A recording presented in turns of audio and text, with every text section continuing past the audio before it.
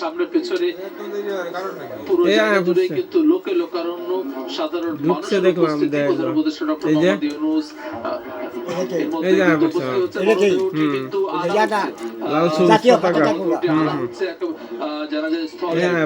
মরদেহটি আনা হচ্ছে BNP chairperson সাবেক প্রধানমন্ত্রী বেগম খালেদা জিয়া, যিনি সারা জীবনের যে আপসহীনতার ইতিহাস, তার মধ্যে দিয়ে তিনি আপসহীন নেত্রী হিসেবে তিনি পরিচিতি পেয়েছেন। সারা দেশের মানুষের কাছে তিনি আপসহীন নেত্রী হিসেবে পরিচিত।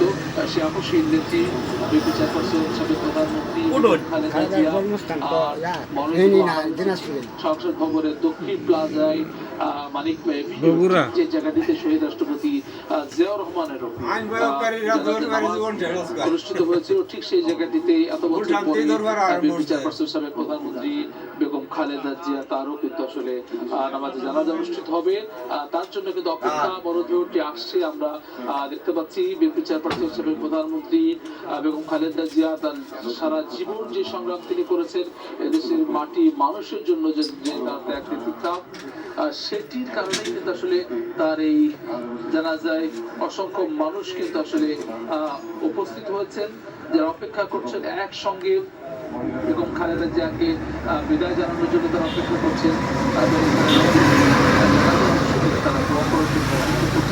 লাখ লাখ মানুষের সঙ্গে একসঙ্গে এক কাতারে দাঁড়িয়ে বিএনপি চেয়ারপারসন বেগম খালেদা জিয়াকে বিদায় জানানোর এই যে ঐতিহাসিক মুহূর্ত, সেটির অংশ হওয়ার জন্য কিন্তু আসলে মানুষের এই উপস্থিতিতে আমরা দেখতে পাচ্ছি।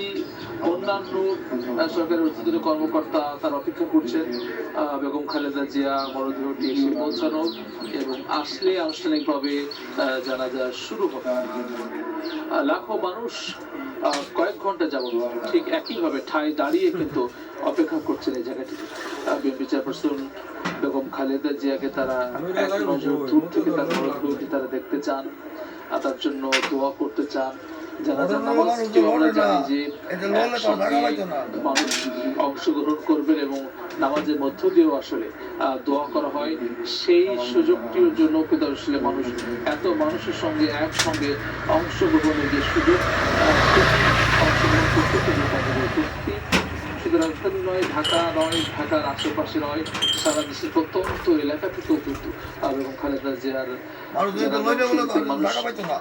অংশ নিয়েছেন। মানুষের যে অংশগ্রহণ স্বতঃস্ফূর্ত ভাবে, সেটি কিন্তু আসলে প্রমাণ করে যে বেগম খালেদা জিয়া তার সারা জীবনে যে প্রতীক্ষা, কারাবন্দী অবস্থায় থাকা, নির্যাতনের শিকার হওয়া, চিকিৎসা এসব কিছুর মধ্য দিয়ে তিনি আসলে মানুষের ভালোবাসাটুকু তিনি অর্জন করেছেন এবং সেটি কিন্তু এর আগে তার যে সারা জীবনের পথ চলা, সেটিতেও কিন্তু আসলে সেটি প্রমাণিত হয়েছে। বেগম খালেদা যে সারা জীবন যখন যেখানে তিনি নির্বাচনে অংশ নিয়েছেন, প্রতিবার সেটি যে কোনো জায়গায়